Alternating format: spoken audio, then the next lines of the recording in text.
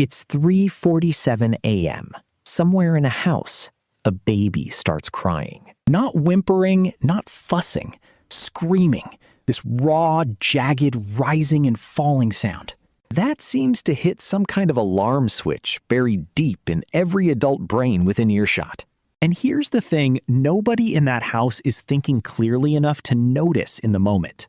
That cry isn't random. It's not just noise a small human happens to make when it's unhappy. It is, structurally, acoustically, biologically, one of the most engineered sounds in the entire animal kingdom. And your ear, your specific human ear, is not just hearing it, it's being hijacked by it.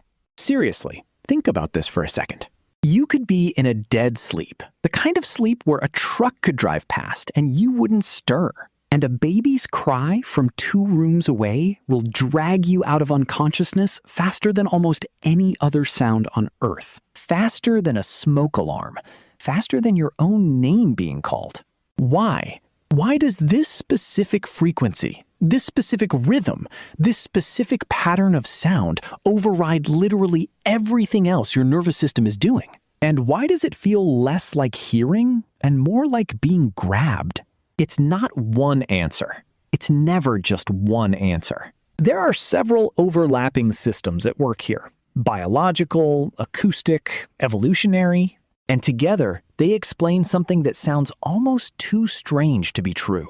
The human ear was built, quite literally shaped over millions of years to be nearly powerless against this one specific sound.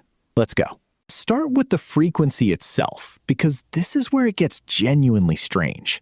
A baby's cry sits, on average, somewhere between 300 and 600 hertz for the fundamental tone. But the harmonics, the layered overtones stacked on top, spike much higher, often into the 2,000 to 4,000 hertz range.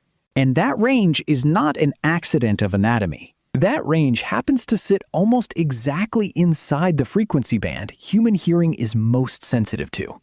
Not the band we hear loudest, the band we hear most urgently. Researchers studying auditory perception have found that human ears show heightened sensitivity, meaning lower detection thresholds and faster neural response times, specifically in the 2,000 to 5,000 hertz range. That's not a coincidence shared by every species. It's a narrow window, and a baby's cry lives right inside it, practically camping out in the exact frequencies your cochlea is most primed to catch. So when a baby cries, it isn't competing with background noise the way a dog barking or a car horn does.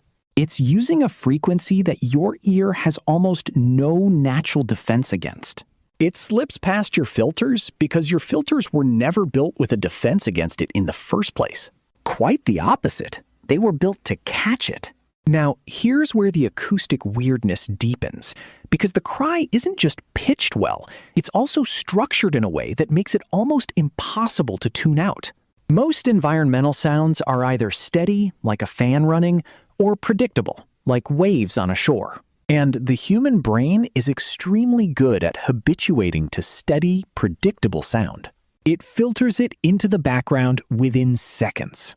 A baby's cry does the opposite, on purpose, biologically speaking. It rises and falls in pitch, it has irregular pauses, it shifts in intensity unpredictably. This acoustic unpredictability is what audio researchers call a non-habituating signal, a sound specifically shaped in a way that prevents your brain from ever fully filing it away as background noise. Every fluctuation forces a tiny reassessment. Is this getting worse? Did it change?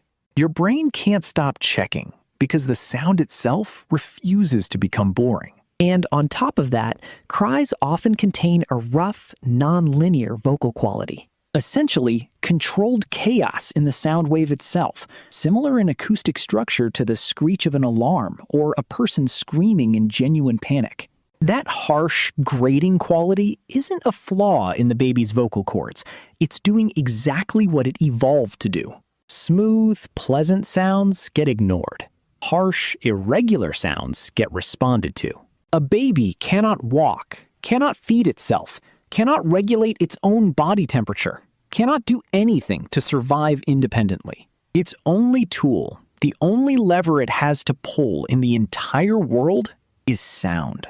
And evolution built that sound to be as close to unignorable as biologically possible. Let's talk about what actually happens in your brain when you hear it, because this is where it stops being just acoustics and starts being genuinely neurological. In 2013, researchers using fMRI scanning found that infant cries activate the anterior insula and anterior cingulate cortex in adult listeners, brain regions associated with processing physical pain and emotional distress.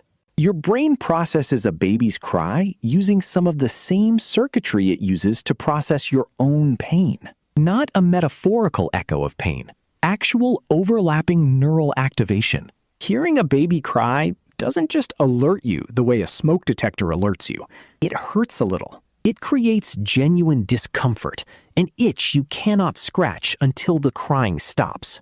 And this response shows up even in people who have never had children, even in people who don't particularly like babies, even in people actively trying to ignore the sound. The reaction isn't a learned social behavior you can opt out of with willpower. It's wired in below the level of conscious choice. Your brain doesn't ask permission before it reacts. It just reacts, the same way it doesn't ask permission before you pull your hand back from something hot. And here's the layer that makes this even more remarkable. That same 2013 research, along with follow-up studies, found something almost eerie. This pain-adjacent response to infant crying shows up not just in parents, not just in women, not just in people who've been around babies. It shows up broadly across adult humans, regardless of parental status or gender, though the intensity of the response can vary. This is not a skill you learn from experience. It's baseline architecture. Somewhere in the deep evolutionary past, humans who were slow to respond to infant distress, who could hear a baby crying and shrug it off, simply left fewer surviving descendants than humans who found that sound unbearable to ignore. Over hundreds of thousands of years, across countless generations, the humans wired to feel genuine discomfort at that sound were the ones who intervened fast enough to keep infants alive. And the ones who didn't feel it, the ones who could tune it out, their genetic line thinned accordingly. What you're left with today, sitting in a room at 3:47 a.m., unable to think about anything except making that sound stop, is the accumulated outcome of an absolutely brutal filtering process running for hundreds of thousands of years. Your discomfort is not a personality trait. It's inherited machinery. Now let's talk about why this specific species, out of every mammal on Earth, developed such an extreme version of this system. Because human babies are not like most other newborn mammals, and the reason comes down to one specific evolutionary trade-off that changed almost everything about how we're built. Human infants are born extraordinarily helpless compared to nearly every other primate, and the reason traces back to something anthropologists call the obstetric dilemma. As early hominins evolved to walk upright, the shape of the pelvis had to narrow to support efficient bipedal movement. At the same time, the human brain was expanding dramatically in size. Those two evolutionary pressures were in direct conflict. A wider pelvis would make walking less efficient. A larger head at birth would make delivery more dangerous, sometimes fatally so, for both mother and infant. The evolutionary compromise that emerged was to give birth earlier, developmentally speaking, before the brain and body were anywhere near ready to function independently. Compare a human newborn to a baby horse, which can stand and walk within an hour of birth, or a baby chimpanzee, which can cling to its mother's fur and support a significant portion of its own body weight almost immediately. A human newborn can do essentially none of this. It cannot lift its own head. It cannot regulate its own temperature effectively. It cannot signal specific needs through movement or gesture. It has exactly one tool available to influence the world around it, and that tool is sound. Which means the evolutionary pressure on that single tool had to be enormous. If a baby elephant needs help, It can move, it can nudge, it can physically interact with its environment in dozens of ways. A human infant has none of that, so the cry had to become disproportionately powerful, disproportionately unignorable, disproportionately effective, because it was compensating for the near total absence of every other survival tool evolution normally gives a newborn. There's also something happening hormonally on the listening end that almost never gets talked about, and it explains why the reaction to crying isn't identical across every listener. When adults, and this includes both parents and non-parents, hear an infant cry, measurable spikes occur in cortisol, the body's primary stress hormone. Studies measuring physiological response to infant cry audio recordings have found increases in heart rate, skin conductance, and blood pressure within seconds of exposure. Essentially the same suite of physical changes your body produces in response to a genuine threat. Your body isn't just registering the sound as information, it's treating it as an emergency, activating systems normally reserved for actual danger. And interestingly, research has found that new mothers in particular show heightened sensitivity to specific acoustic features of their own infant's cry compared to unfamiliar infant cries, distinguishing pitch and rhythm patterns with a precision that develops rapidly after birth, likely tied to hormonal changes, including oxytocin and prolactin, that reshape auditory processing during the postpartum period. The brain is not just generically alarmed by crying. It becomes finely calibrated, almost like an instrument getting tuned, to detect subtle variations specific to one particular baby's voice.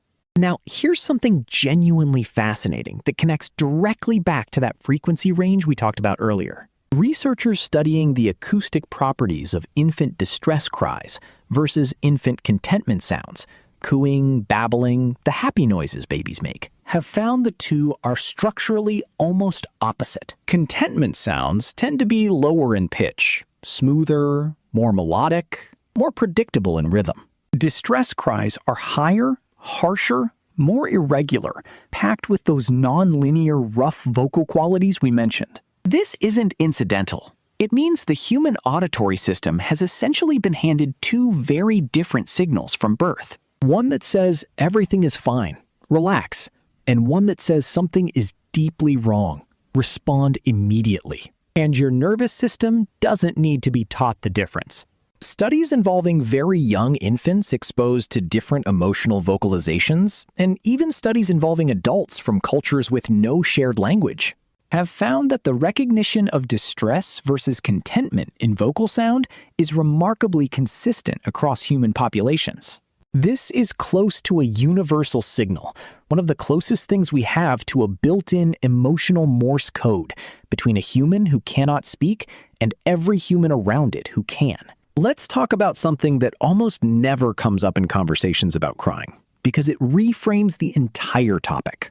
This isn't only about parents responding to their own children. It's about an entire social structure evolution seems to have wired into humans collectively. Anthropologists studying hunter-gatherer societies and small-scale traditional communities have documented something called alloparenting, care for infants provided not just by biological parents, but by a broader network, grandparents, siblings, extended family, sometimes entirely unrelated group members.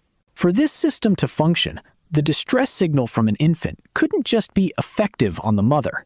It had to be effective on essentially everyone nearby. A cry that only mattered to one specific person would be an evolutionary dead end in a species that depends this heavily on cooperative childcare. Instead, the cry appears to be built as something closer to a public alarm, a signal calibrated to disrupt and redirect the attention of any capable adult within range, not just the infant's biological parent. Which is exactly why you, a person with 0 children, 0 plans for children, sitting in a coffee shop, will still feel your entire attention hijacked the moment a stranger's baby starts crying 2 tables over. That reaction isn't misplaced. It's the system working exactly as designed. You were never meant to be immune to it just because the baby isn't yours. And this is where it gets genuinely fascinating. Because that same signal, the one built to disrupt attention and demand response, doesn't stay constant throughout infancy. It changes, deliberately, as the baby develops other tools. Around 2 to 4 months of age, researchers have documented what's sometimes called the emergence of differentiated crying, where the acoustic structure of cries begins to vary depending on the specific need: hunger, pain, discomfort, fatigue. Parents, through repeated exposure, begin developing what amounts to a specialized auditory skill, distinguishing these variations with increasing accuracy over the first months of a child's life. It's not that different from the Polynesian navigators reading subtle differences in ocean swells that would be invisible to anyone without that specific trained attention. A newborn's cry is an alarm. A slightly older infant's cry is closer to a language.